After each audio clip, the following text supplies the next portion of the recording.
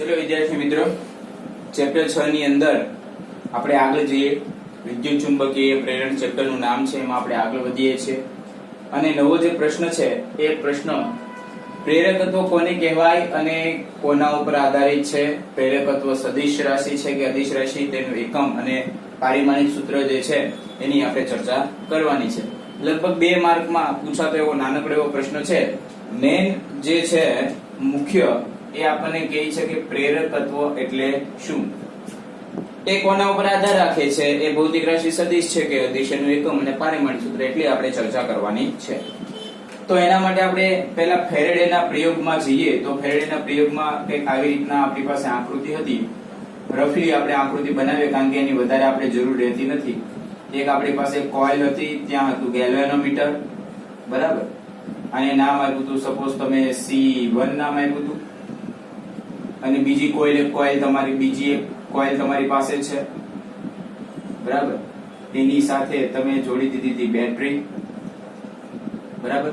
તમે પ્રવાહ પસાર કર્યો, એટલે કોઇલમાંથી પણ પ્રવાહ પસાર થાય છે.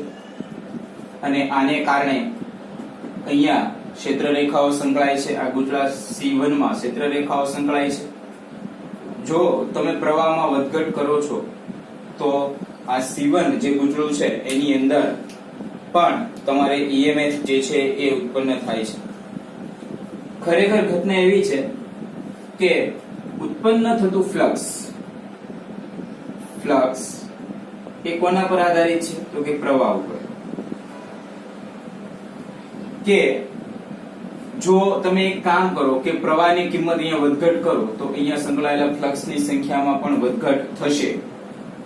પણ એવું ન કરો ને આ ગુચળું કાઢી નાખો, આ ગુચળું જ નથી, અને ખાલી આ એક જ ગુચળું છે અને પ્રવાહમાં વધઘટ કરો તો આ ગુચળામાંથી પ્રવાહ પસાર થવાને કારણે એની પોતાની ક્ષેત્ર રેખાઓ જે સંકળાય છે એમાં પણ ફ્લક્સમાં શું થાય, વધઘટ થાય.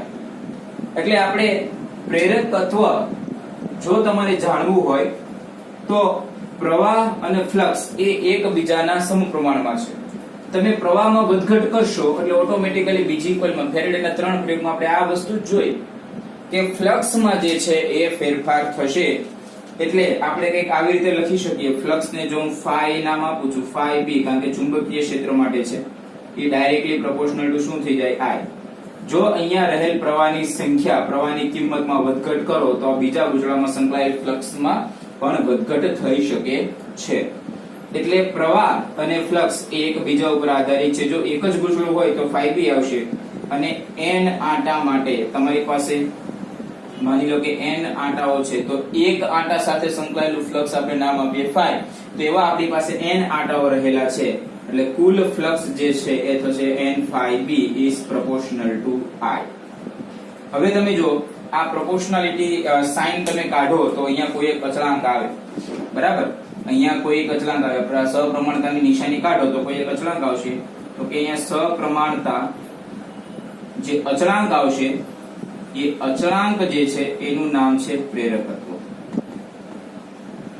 શું અહીંયા સપ્રમાણતાની નિશાની કાઢતા જે કોઈ અચળાંક આવશે એ અચળાંકનું નામ શું છે, તો કે પ્રેરકત્વ.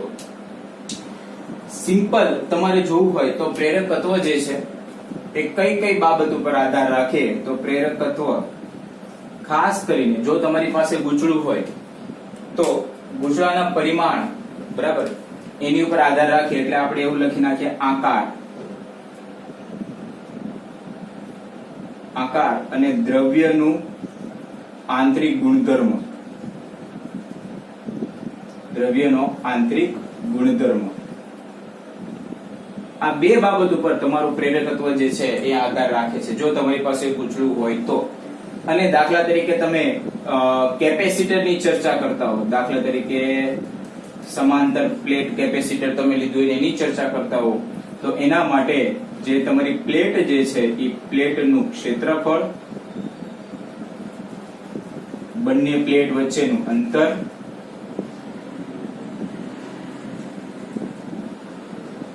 અને બંને પ્લેટ વચ્ચેનું ડાઇલેક્ટ્રિક માધ્યમ, બંને પ્લેટ વચ્ચેનું ડાઇલેક્ટ્રિક માધ્યમ, આ એટલી બાબત ઉપર તમારું આત્મ પ્રેરકત્વ જે છે એ આધારિત હોઈ શકે. જો પ્રેરકત્વ ગુચળામાં હોય તો એની આકાર અથવા તો એ જેમાંથી બનેલો છે દ્રવ્યના આંતરિક ગુણધર્મ, અને જો તમે પ્લેટ લેતા હો, કેપેસિટરની ચર્ચા કરતા હો, તો પ્લેટનું ક્ષેત્રફળ અને એ પ્લેટ વચ્ચેનું અંતર કેટલા અંતરે રાખવામાં આવ્યું છે અને બંને વચ્ચે કયું માધ્યમ છે એની ઉપર તમારું પ્રેરકત્વ આધાર રાખે છે. બીજી એક વસ્તુ સદિશ છે કે અદિશ એવું પૂછ્યું છે આપણને. એટલે પ્રેરકત્વ કે અદિશ ભૌતિક રાશિ છે અને એનું એકમ અને પારિમાણિક સૂત્રની ચર્ચા આપણને કરવાની કીધી છે. તો એકમ એનો જે છે એ થશે હેનરી, એને એ લોકો દર્શાવે છે કેપિટલ H વડે, અથવા તો બીજો જે એકમ છે એ થશે વેબર બાય એમપી. એમ તો ઘણા બધા એકમ થાય, પણ જનરલી આપણે બે એકમો યાદ રાખશું.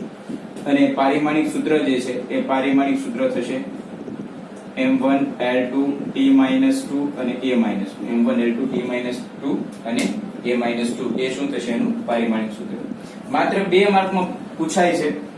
પ્રેરકત્વ એટલે શું? તો કે પ્રેરકત્વ કે જ્યારે બી તમે પ્રવાહમાં ફેરફાર કરશો એટલે ફ્લક્સમાં ફેરફાર થશે.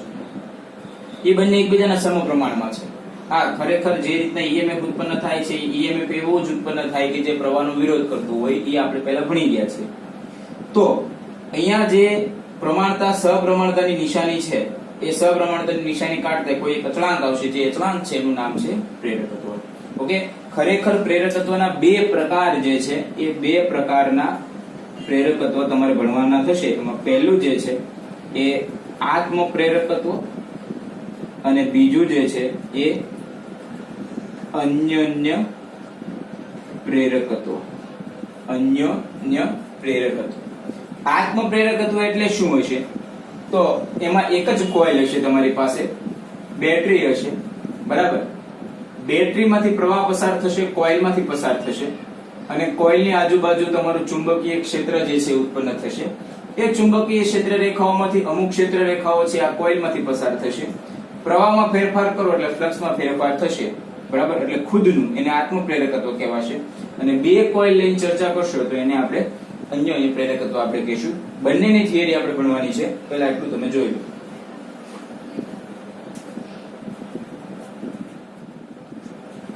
ચલો વિદ્યાર્થી મિત્રો, નવો જે આપણો પ્રશ્ન છે એ છે આત્મ પ્રેરણ સમજાવો. ગુચળામાં ઉદ્ભવતા આત્મ પ્રેરિત ઈએમએફ જે છે એનું સૂત્ર તારો, બરાબર.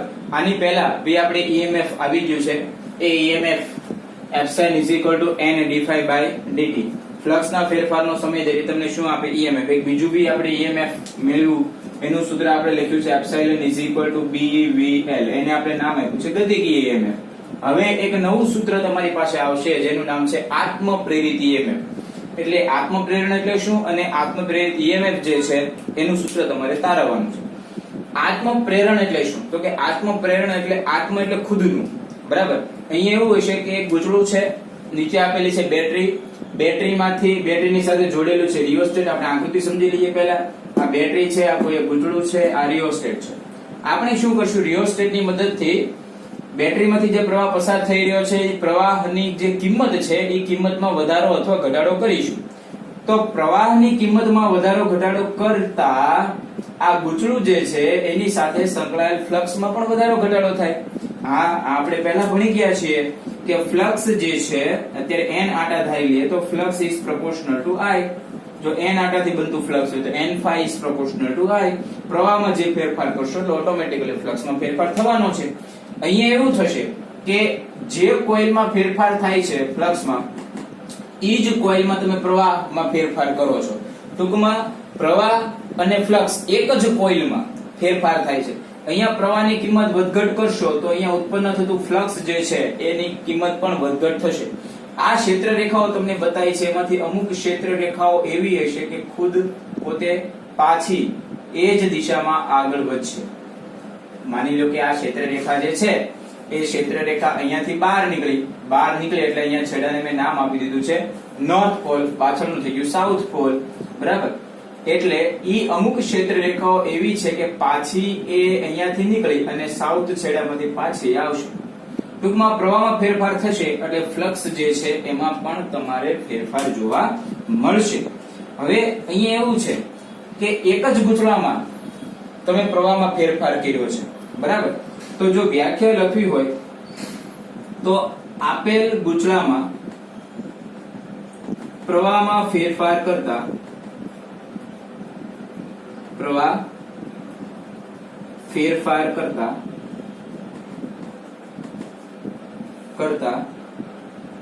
ચુંબકીય ફ્લક્સ પણ બદલાશે અને પ્રેરિત ઈએમએફ ઉત્પન્ન થશે. આ ઘટનાને શું કહેવામાં આવે છે?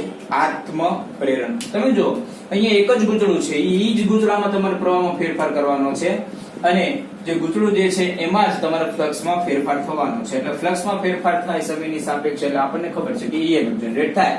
એટલે અહીંયા ખુદનો જ પ્રવાહ, ખુદનું જ ઈએમએફ, એટલે એ લોકો નામ આપે છે. ઘટનાનું નામ આત્મ પ્રેરણ છે, પણ જે ઈએમએફ ઉત્પન્ન થશે એ ઈએમએફ નું નામ છે આત્મ પ્રેરિત ઈએમએફ. બરાબર. તો હવે આપણે આગળ વધીએ. સૂત્ર જે છે એનું તારવીએ. n phi is proportional to I છે, એટલે આપણે કામ કરી દઈએ. n phi is equal to Li. Proportionality sign મેં કાઢી નાખી અને એની જગ્યાએ એક અચળાંક મૂકી દીધો, જેને મેં નામ આપી દીધું L. જ્યાં L જે છે એનું નામ છે આત્મ પ્રેરકત્વ. શું છે? L જે છે એ શું છે? તમારું આત્મ પ્રેરકત્વ. કઈ બાબત ઉપર આધારિત છે આત્મ પ્રેરકત્વ? કઈ બાબત ઉપર આધાર રાખે? તો પહેલું જ આપણે એને કહી દેવાનું કે ગૂંચળાની સંખ્યા. કોની ઉપર આધાર રાખે? તો કે ગૂંચળાની સંખ્યા. બીજું જે છે એ આધાર રાખશે ગૂંચળાની સાઈઝ. ગૂંચળાની સાઈઝ એટલે આકાર તમે લખી શકો. બદલાઈ જાય તો ઓટોમેટિકલી તમારે ફ્લક્સ જે છે આત્મ પ્રેરકત્વ છે એ પણ તમારું બદલાઈ જશે. અને બીજું, તમારું ગૂંચળું જે માધ્યમમાં હોય, ગૂંચળું જે માધ્યમમાં હોય એ માધ્યમ પર આધારિત. બરાબર. જે માધ્યમમાં હશે એ માધ્યમ ઉપર પણ તમારું ઈએમએફ આત્મ પ્રેરકત્વ જે છે એ આધારિત છે. 3 બાબત ઉપર આધારિત છે, એની ચર્ચા તમારે ખાલી કરવાની છે. હવે જો આ સૂત્ર ઉપરથી આને આપણે આપી દઈએ સમીકરણ નંબર 1. આ સમીકરણ 1 ઉપરથી તમારે L ને કરતા બનાવવું હોય તો L is equal to શું થઈ જાય? તો કે L is equal to n phi by I થઈ જાય. આને આપી દો સમીકરણ નંબર 3. સમીકરણ નંબર 2. પણ અગાઉ આપણે એવું જોઈ ગયા છીએ કે શું? તો કે એપ્સિલોન is equal to શું થશે? તો કે -n d phi by dt થાય. તો અહીંયા તમે જો આ જે સૂત્ર છે સમીકરણ 1, એનું તમે સમયની સાપેક્ષે વિકલન કરો જોઈએ તો સમીકરણ 1 નું વિકલન કરતા, તો સમીકરણ 1 નું તમે વિકલન કરશો એટલે શું થશે? તો કે n d phi by dt is equal to L અચળાંક છે ઇન્ટુ બદલાતી ભૌતિક રાશિ di by dt. આવું સૂત્ર થાય. પણ n d phi by dt બરાબર શું થશે? તો કે -એપ્સિલોન. એટલે કે માઇનસ આની જગ્યાએ નામ આપી દઈએ એપ્સિલોન. તો માઇનસ કોને દેવી પડશે સામેની બાજુ? તો -L di by dt. Epsilon is equal to -L di by dt. એમાં આ જે વસ્તુ જે છે એપ્સિલોન, એનું નામ શું છે? તો કે આત્મ પ્રેરિત ઈએમએફ. શું નામ છે? આત્મ પ્રેરિત ઈએમએફ. ઘણીવાર એને બેક ઈએમએફ પણ કહેવામાં આવે છે. બે નામ છે, આત્મ પ્રેરિત EMF as well as back EMF. બરાબર. કઈ કર્યું નથી. આ જે સમીકરણનું સમયની સાપેક્ષે વિકલન કરો એટલે n d phi by dt is equal to L di by dt આવશે. હવે n d phi by dt is equal to -epsilon થાય, માઇનસ નિશાની સામે આપી દીધી એટલે -L di by dt થઈ જાય. તમે આ સમીકરણ ઉપરથી તમે ફોકસ કરો તો તમારા પહેલાના કોન્સેપ્ટ અમુક હશે એ ક્લિયર થશે. તમે જોજો epsilon is equal to -di by dt. L તો અચળ છે, અચળાંક છે L તો એનો મતલબ એવો થયો કે તમારે એવું જ ઈએમએફ ઉત્પન્ન થાય. તમે di by dt એટલે શું છે? પ્રવાહમાં થતા ફેરફારનો દર. એ પ્રવાહમાં થતો ફેરફારનો દર, પ્રવાહમાં ફેરફારનો દર એ કોના ઉપર આધારિત છે? પ્રવાહનો ફેરફારનો દર એ શું છે? તો કે એ તમારું ઈએમએફ છે. અને માઇનસ આવે છે એનો મતલબ એવો થાય કે ઈએમએફ જે ઉત્પન્ન થતું હોય છે કઈ દિશામાં ઉત્પન્ન થતું હશે તો કે વિરુદ્ધમાં ઉત્પન્ન, જે વિરોધ કરતું હોય એ દિશામાં ઉત્પન્ન થતું હોય. બરાબર. હવે આગળ જોઈએ, વ્યાખ્યા આપણે હજી આપીએ આત્મ પ્રેરકત્વની. એલ જે છે એની તમારે વ્યાખ્યા આપવી હોય તો કઈ રીતે આપી શકાય? તો એ એલ ની વ્યાખ્યા આપવા માટે આપણે એક કામ કરીએ. આ 2 નંબરનું સમીકરણ જે છે એ સમીકરણ 2 માં તમે એક કામ કરો, I ની જગ્યાએ લઈ લો 1 એમ્પિયર. શું લઈ લો? 1 એમ્પિયર. જો I ની જગ્યાએ 1 એમ્પિયર લેશો તો L સૂત્ર શું થશે? N5. બરાબર. તો કોઈ પણ ગૂંચળામાં એકમ પ્રવાહ દીઠ, આ ગૂંચળામાં એકમ પ્રવાહ દીઠ ઉત્પન્ન થતા ફ્લક્સને આત્મ પ્રેરકત્વ કહે છે. શું કહ્યું? આ સૂત્ર જે છે એમાં I ની જગ્યાએ મેં 1 એકમ લઈ લીધું. તો કે ગૂંચળામાં એકમ પ્રવાહ દીઠ, બંધ પરિપથમાં અથવા તો ગૂંચળામાં એકમ પ્રવાહ દીઠ ઉત્પન્ન થતું ફ્લક્સ, જેને કહેવાય આત્મ પ્રેરકત્વ. કારણ કે L N5 થઈ ગયું, I ની જગ્યાએ તમે 1 લીધું, એટલે જે કોઈ ફ્લક્સ ઉત્પન્ન થાય બધું જ તમારું આત્મ પ્રેરકત્વ છે. અથવા તો તમે આ સૂત્રની અંદર આને તમે નામ આપો સમીકરણ 3. એ સમીકરણ 3 ની અંદર di/dt ની જગ્યાએ જો તમે 1 એમ્પિયર લ્યો, બરાબર, 1 એમ્પિયર બાય સેકન્ડ થશે, 1 એમ્પિયર બાય સેકન્ડ તમે લેશો તો તમારું જે સૂત્ર છે એ એપ્સિલોન -L થઈ જાય. બરાબર. તો પણ તમે એવું લખી શકો કે ગૂંચળા સાથે, અહીંયા એવું છે ગૂંચળામાં પ્રવાહ દીઠ ઉત્પન્ન થતો ફ્લક્સ, તો અહીંયા શું કરશું? જો ગૂંચળામાં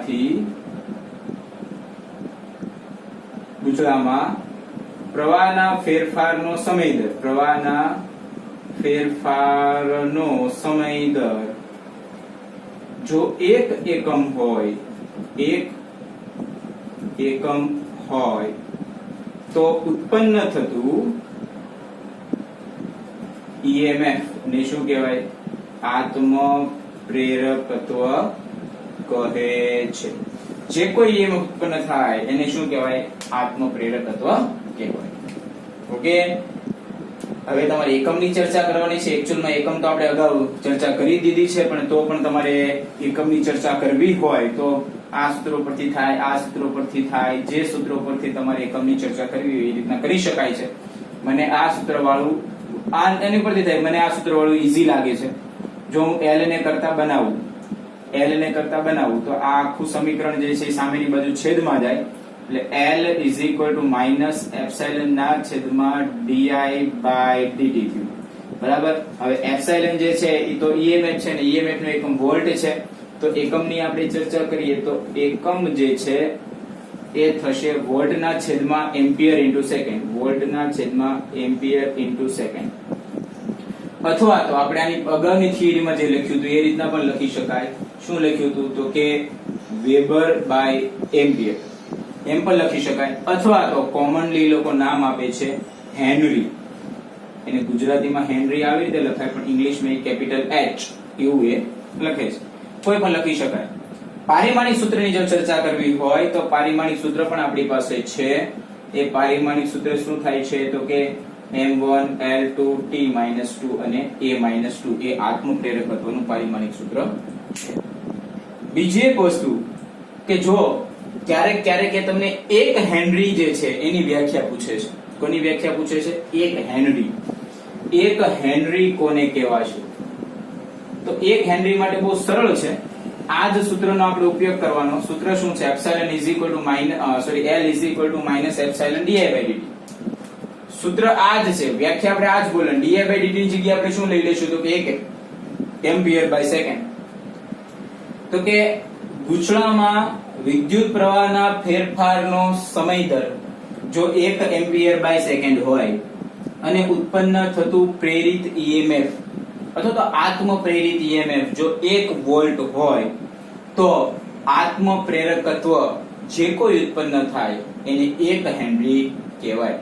di/dt ની જગ્યાએ શું? તો કે 1 એમ્પિયર બાય સેકન્ડ ઉત્પન્ન થતું EMF તો કે 1 વોલ્ટ, તો એને શું કહેવાય? તો કે 1 હેનરી. વ્યાખ્યા આ જ લખવાની. જો ગુંચલામાં ફેરફાર, પ્રવાહના ફેરફારનો સમય દર જ્યાં 1 એકમ લખ્યું હતું ત્યાં લખવાનું 1 એમ્પિયર બાય સેકન્ડ. ઉત્પન્ન થતું EMF, તો અહીંયા એવું લખવાનું ઉત્પન્ન થતું EMF જો 1 વોલ્ટ હોય તો આત્મ પ્રેરકત્વ જે છે એને 1 હેનરી કહેવાય. 2 માર્કમાં મોસ્ટ IMP પ્રશ્ન પૂછાતો એવો પ્રશ્ન આ ચેપ્ટરનો છે. આ આપણે જોયું આત્મ પ્રેરણ અથવા તો આત્મ પ્રેરકત્વ, એનું EMF નું સૂત્ર તાર્યું. હવે આપણે નેક્સ્ટ આપણે જોઈએ છે અન્ય પ્રેરકત્વ. ઓકે, જોઈએ. ચલો વિદ્યાર્થી મિત્રો, નવો જે આપણો પ્રશ્ન છે એ અન્ય પ્રેરણ સમજાવો અથવા તો અન્ય પ્રેરિત EMF જે છે એનું સૂત્ર તારો. આની પહેલાની જે થિયરી હતી એ આત્મ પ્રેરણ અથવા તો આત્મ પ્રેરિત EMF ની થિયરી હતી, એનું સૂત્ર આપણે તાર્યું. બરાબર, સેમ પ્રશ્ન, પણ અહીંયા એવું છે કે ગુંચળા તમારી પાસે બે છે, પહેલા નંબરનું ગુંચળું અને બીજા નંબરનું ગુંચળું. નામ આપી દઈએ. દાખલા તરીકે આ તમારું ગુંચળું 1 છે અને ગુંચળું 2 છે. હવે છે શું એ આપણે જોઈ લઈએ. ગુંચળું 1 જે છે એમાં આંટાઓની સંખ્યા N1 છે, ગુંચળું 2 જે છે એમાં આંટાઓની સંખ્યા N2 છે. ગુંચળા 1 માં કઈ વસ્તુ જોડેલી છે? તો ગુંચળા 1 માં એક બેટરી જોડેલી છે, એક કળ સ્વિચ જોડેલી છે અને રિહોસ્ટેટ મેં જોડેલું છે. બરાબર, જેની મદદથી આપણે પ્રવાહ જે છે એમાં ફેરફાર કરી શકીએ. ઓકે, અને બીજા જે ગુંચળું છે એમાં આંટાઓની સંખ્યા N2 છે અને એની સાથે મેં ગેલોનોમીટર જોડી દીધેલું છે G. હવે થાય છે એવું કે ફેરેડેના નિયમ મુજબ આપણે એવું ભણ્યા કે જો પહેલા નંબરના ગુંચળામાં તમે પ્રવાહમાં ફેરફાર કરો તો બીજા ગુંચળા સાથે ફ્લક્સ જે છે એ સંકળાય અને EMF જે છે એ ઉત્પન્ન થાય. બદલાતું જતું ફ્લક્સ જે છે એ EMF ઉત્પન્ન કરે, એવું આપણે ભણી ગયા. તો અહીંયા એવું થાય છે કે પહેલું જે ગુંચળું છે એમાં જે પ્રવાહ જે છે એ I1 તમે ધારો, અને એ I1 જે છે એને કારણે બીજા ગુંચળા સાથે સંકળાયેલ ફ્લક્સ જે છે, બીજા ગુંચળા સાથે સંકળાયેલ ફ્લક્સ, એને નામ આપી દો ∅2.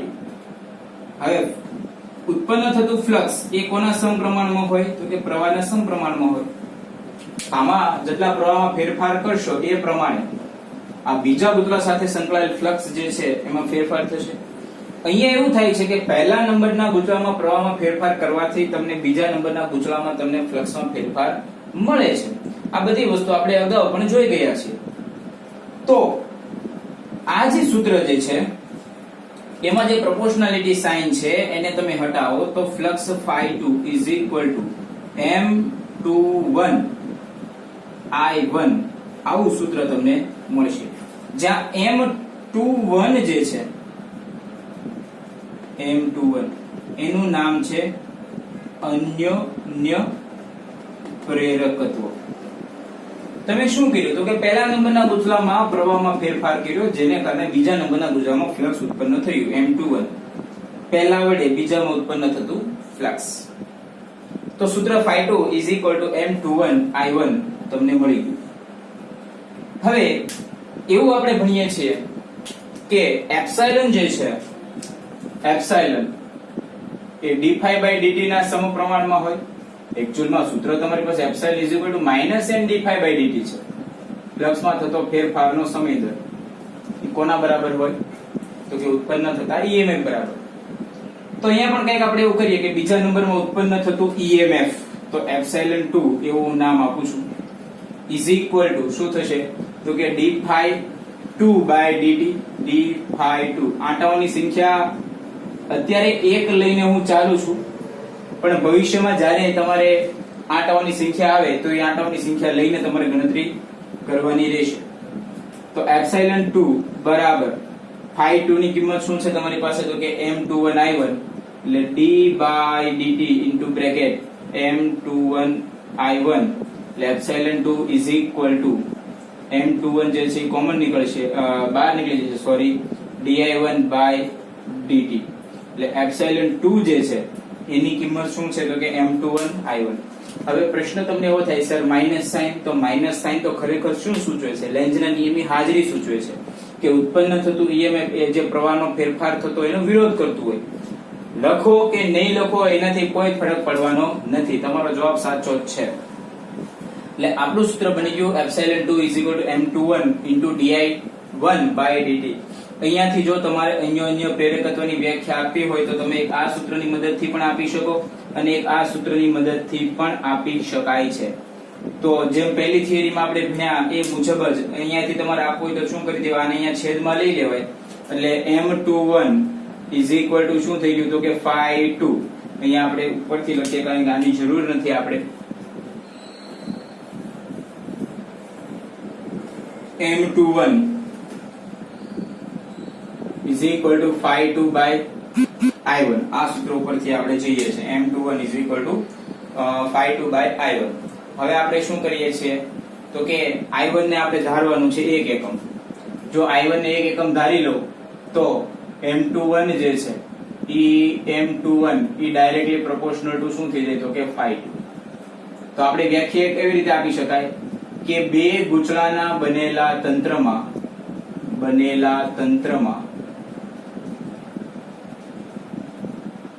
એક ગૂંચળામાં માંથી પસાર થતો પ્રવાહ જો 1 એકમ હોય, પસાર થતો પ્રવાહ 1 એકમ હોય તો ઉત્પન્ન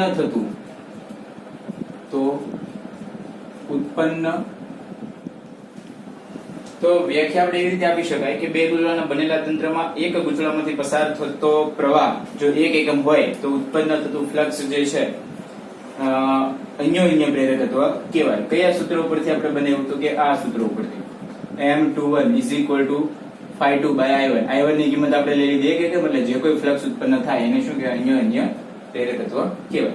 એક બીજી વસ્તુ આ સૂત્ર ઉપરથી પણ મેળવી શકાય. જો અન્યોન્ય પ્રેરકત્વની વ્યાખ્યા આપી હોય તો di1 by dt ને તમારે 1 એમ્પિયર બાય સેકન્ડ.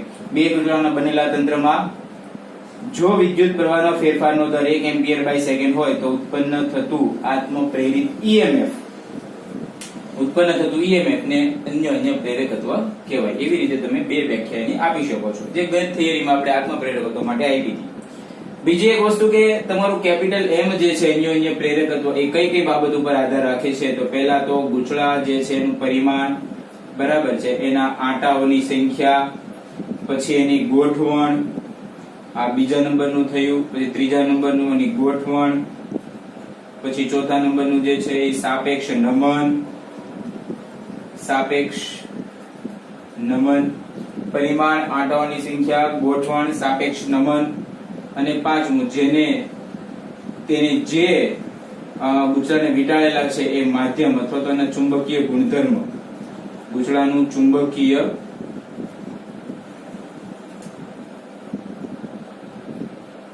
ગુણધર્મ બરાબર. પરિમાણ આંટાની સંખ્યા, ગોઠવણ આંટાની સંખ્યા આપણે રહી ગયું, આંટાની સંખ્યા, પરિમાણ આંટાની સંખ્યા, ગોઠવણ, સાપેક્ષ નમન અને ગૂંચળાનો ચુંબકીય ગુણધર્મ એની ઉપર તમારો અન્યોન્ય પ્રેરકત્વ આધારિત છે. ઓકે, 2 માર્કમાં પૂછાયેલો પ્રશ્ન છે, જોઈ લો.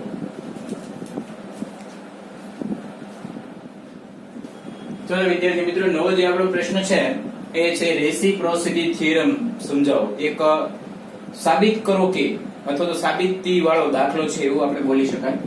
આખો પ્રશ્ન સાબિતી વાળો છે અને ખૂબ જ સમજવા જેવો પ્રશ્ન છે. ભવિષ્યમાં દાખલાની અંદર એનો ઉપયોગ આવશે.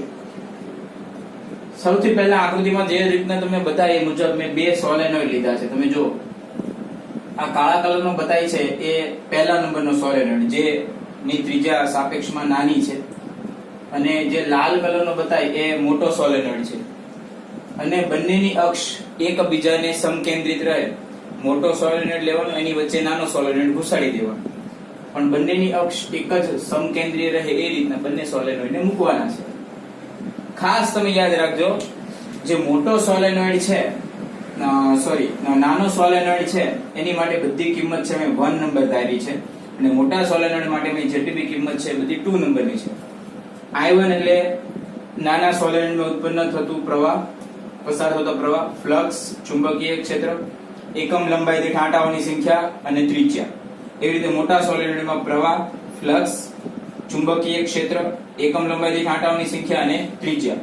કુલ આંટા તમારે જોતા હોય નાના સોલેનોઇડની અંદર તો એકમ લંબાઈ દીઠ આંટાઓની સંખ્યા ગુણ્યા કુલ લંબાઈ બંને લંબાઈ એક જ સરખી છે. સોલેનોઇડ નાનો હોય કે મોટો હોય લંબાઈ એક જ સરખી છે, લંબાઈમાં કોઈ ફેરફાર નથી. હવે અહીંયા ખાસ તમે ધ્યાન આપજો, અત્યારે આપણે શું કરી રહ્યા છીએ, અત્યારે જે આપણો મોટો સોલેનોઇડ છે એમાં પ્રવાહ પસાર કરાવવાના છે. કયા સોલેનોઇડમાં? મોટા સોલેનોઇડમાં, એટલે કે S2. S2 માં પ્રવાહ પસાર થશે એટલે હું લઈશ I2. એને કારણે S2 માં ઉત્પન્ન થશે ચુંબકીય ક્ષેત્ર, એને હું લઈશ B2. એને કારણે પહેલા નંબરના સોલેનોઇડમાં ફ્લક્સ ઉત્પન્ન થશે, એને હું લખીશ ∅1. ખાસ ધ્યાન આપજો, પહેલો જે કેસ છે કયો લેવાનો છે, તો કે બીજા નંબરના સોલેનોઇડમાં પ્રવાહ પસાર થશે I2, એટલે બીજા નંબરના સોલેનોઇડમાં ચુંબકીય ક્ષેત્ર ઉત્પન્ન થશે B2. એને કારણે પહેલા નંબરનું જે સોલેનોઇડ છે એમાં ઉત્પન્ન થતું ફ્લક્સ એટલે કે ∅1. ઓકે, એટલે આપણે શું કરવા જઈ રહ્યા છીએ કે S2 માં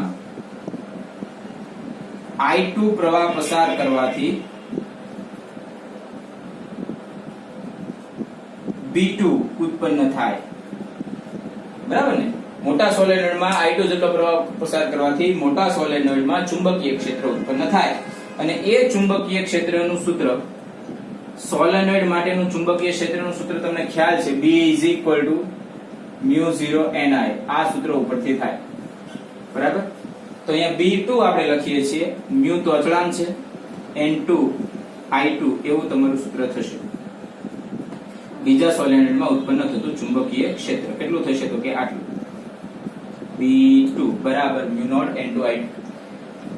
આને કારણે શું થાય છે, તો કે પહેલા નંબરના ગુચલામાં ચુંબકીય ફ્લક્સ ઉત્પન્ન થાય છે, એટલે એનું જે ફ્લક્સ ઉત્પન્ન થાય છે ફેરાડેના નિયમ મુજબ આપણે ભણી ગયા કે N1 પહેલા નંબરનું ગુચલું છે એટલે ત્યાં N1 ∅1 આપણે લખીશું, ઈ પ્રોપોર્શનલ ટુ શું હશે, તો કે I2.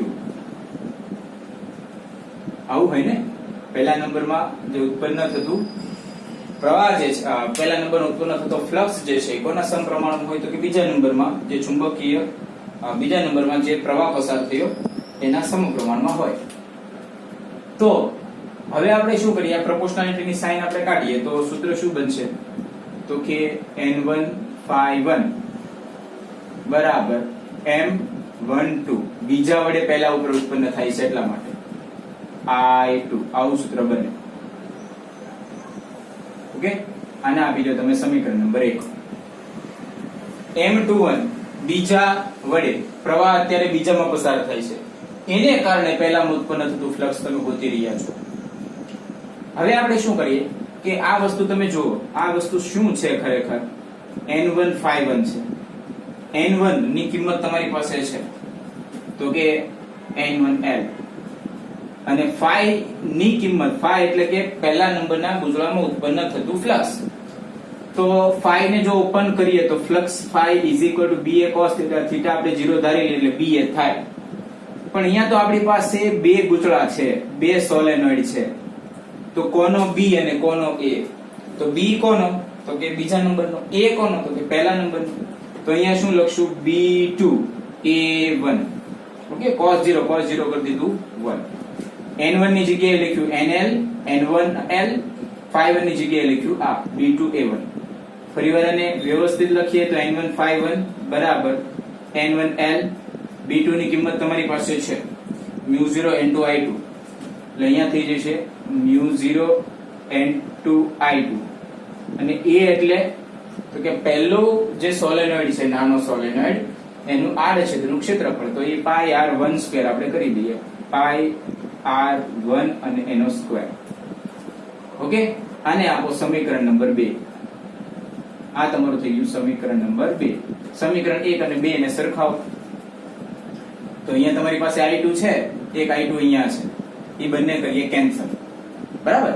એટલે આપણી M2 ની કિંમત જે છે, M2 ની કિંમત શું બનશે, કારણ કે આની જગ્યાએ જ લખવાનું છે એટલે I2 બે ની જગ્યાએ કેન્સલ કરી, એટલે M12 બરાબર શું થઈ ગયું, N1 N2 L, આ N1 આ N2 આ L, I2 તો કેન્સલ કરી નાખ્યું, πr1² μ0. આને આપો સમીકરણ નંબર 3. શું શું નામ આપો? સમીકરણ નંબર 3. ઓકે, શું કર્યું તો કે બીજા નંબરમાં પ્રવાહ પસાર કરવાને કારણે બીજા નંબરના સોલેનોઇડમાં ચુંબકીય ક્ષેત્ર ઉત્પન્ન થયું, એને કારણે પહેલા નંબર ઉપર ઉત્પન્ન થતું ફ્લક્સ આપણે ગોઠવ્યું. હવે આપણે ઊંધું કરવાના છીએ તો કે S1 માં જે છે એ પ્રવાહ પસાર કરવાનો, એટલે કેટલો પ્રવાહ પસાર થશે તો કે I1 જેટલો. S1 માં પ્રવાહ પસાર કરવાનો એટલે કે I1 જેટલો પ્રવાહ પસાર થશે, અને ત્યાં ચુંબકીય ક્ષેત્ર B1 ઉત્પન્ન થશે. તો જો એ B1 નું સૂત્ર તમારે લખવું હોય તો આની જેમ જ લખી દેવાય. B1 is equal to mu naught N1 I1 આવશે.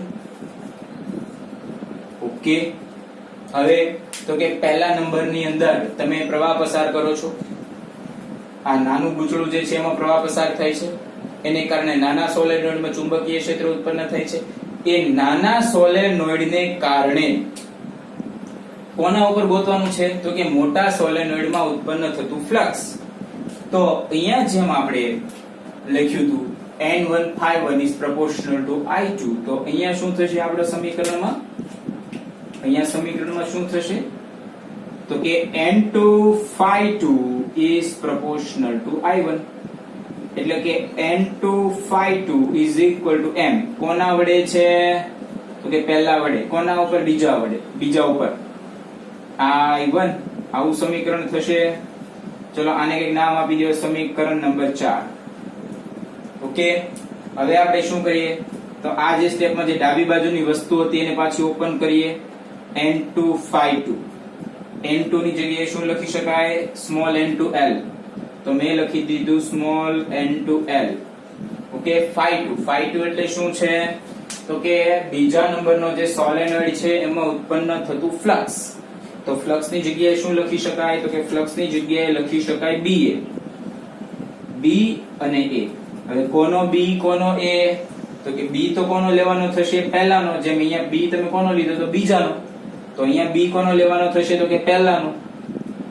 અને A કોનો લેવાનું થશે તો એક્ચ્યુઅલમાં A તમારે લેવાનું થાય બીજા નંબરના સોલેનોઇડનું.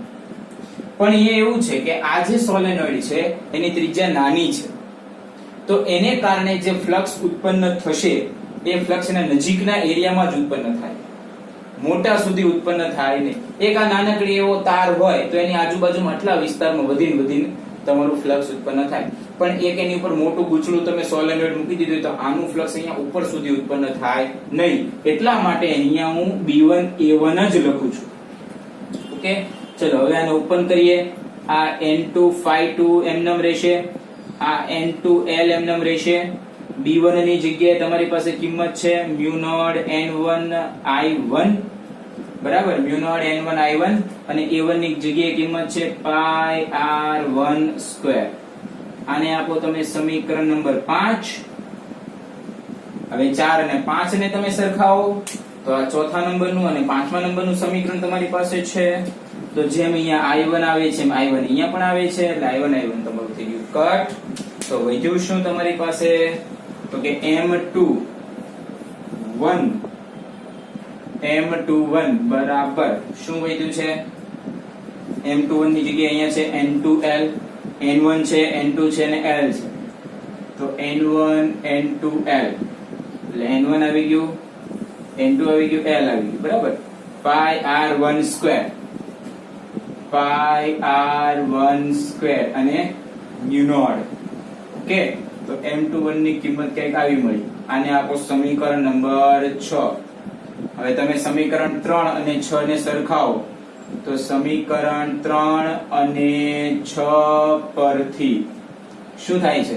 N1 N2l pi r1 square mu naught, N1 N2l pi r1 square mu naught, એટલે કે M21 બરાબર M12 થયું, બરાબર કેપિટલ M નામ આપીશું. આ જે ઘટના બની, શું બની? આ જે ઘટના એનું નામ છે રેસિપ્રોસિટી થિયરમ. THEOREM. ઓકે, એનું નામ છે રેસિપ્રોસિટી થિયરમ. જ્યારે પહેલા વડે બીજા ઉપર ઉત્પન્ન થતું અન્ય પ્રેરકત્વ એ બીજા વડે પહેલા ઉપર ઉત્પન્ન થતા અન્ય પ્રેરકત્વ જેટલું હોય, એટલે કે M21 બરાબર M12 હોય, તો એને આ જે કન્ડિશન ઉત્પન્ન થઈ એ કન્ડિશનનું નામ છે રેસિપ્રોસિટી થિયરમ. ભવિષ્યની અંદર તમને દાખલામાં આ કિંમતો પૂછાઈ શકે છે. ખાસ તમારે અહીંયા ધ્યાન આપવાની જરૂર હતી કે અહીંયા ફ્લક્સમાં મેં શું કામ A1 as it is રાખ્યું છે, કારણ કે નાનો સોલેનોઇડ છે એને કારણે એની ત્રિજ્યા જો હોય એટલા પ્રમાણમાં જ એનું ચુંબકીય ફ્લક્સ જે છે એ લાગતું હોય. બરાબર. હવે આડછેદનું ક્ષેત્રફળ નાનું છે, તમે ખૂબ જ ઊંચી મોટી ત્રિજ્યા માટે 2 સેન્ટીમીટરની નાના આ સોલેનોઇડની ત્રિજ્યા છે અને તમે 10 સેન્ટીમીટર 100 સેન્ટીમીટરની આજુબાજુ તમે ગોતો છો તો એટલું બધું તમને ત્યાં સુધી મળે નહીં, એટલે અહીંયા A1 જ આવે. ઓકે, બાકી તો આવડશે. જોઈ લો.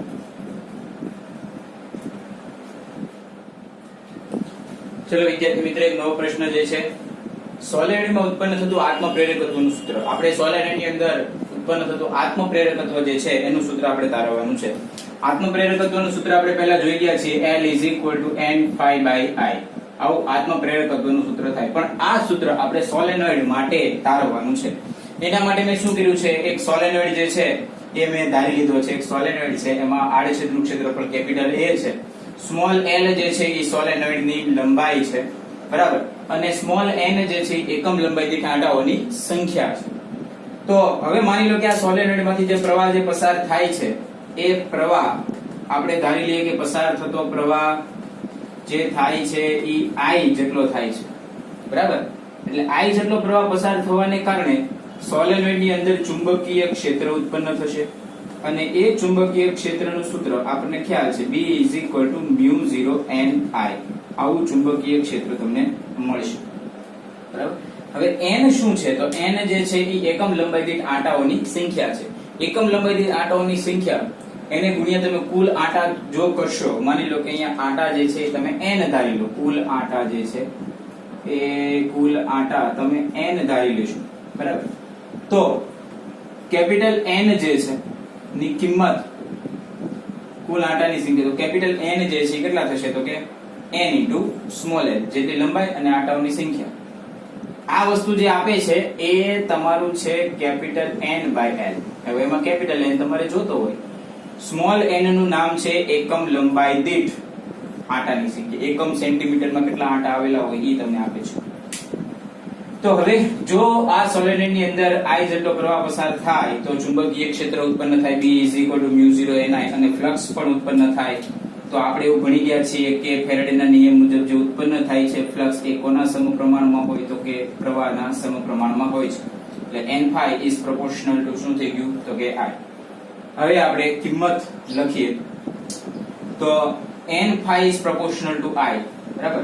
એમાં phi જે છે, પહેલા આ ડાબી બાજુનું પદ જે છે N∅, એને આપણે ખોલીએ.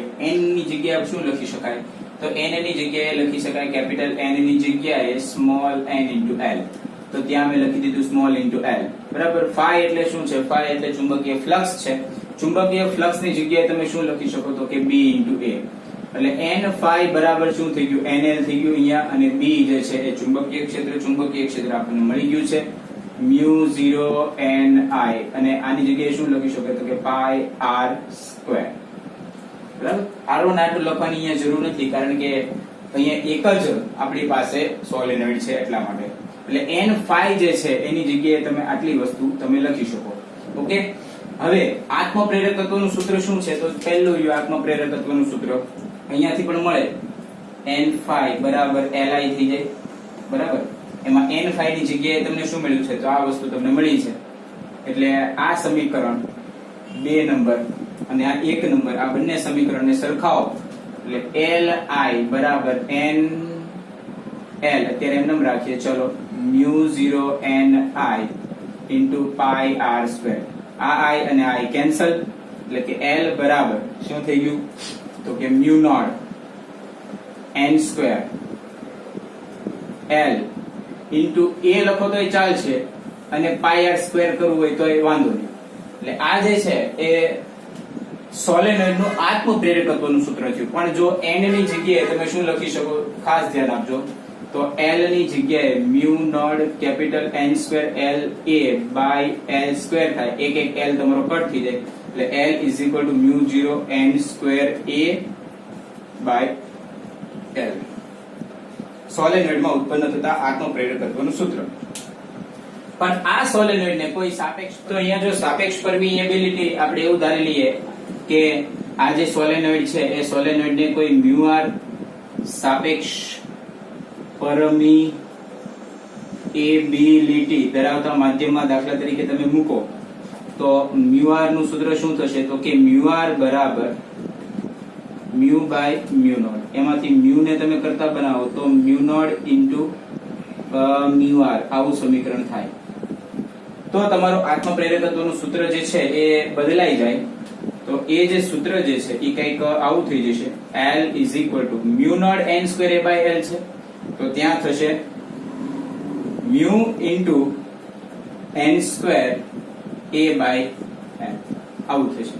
અને આત્મ પ્રેરકત્વ નવું આત્મ પ્રેરકત્વ મળશે એટલે L ડેશ એવું આપણે નામ આપ્યું. હવે મ્યુ ની જગ્યાએ તમે શું લખી શકો તો L dash is equal to mu ની જગ્યાએ mu naught into mu R, mu naught into mu R into N square A by L આવું તમે લખી શકો. એમાં પણ આ વસ્તુ તમે જો mu naught L, mu naught by L અને N સ્ક્વેર A એની જગ્યાએ તો L તમારું હતું જ એટલે L dash is equal to શું થયું તો કે મ્યુ આર ઇન્ટુ L.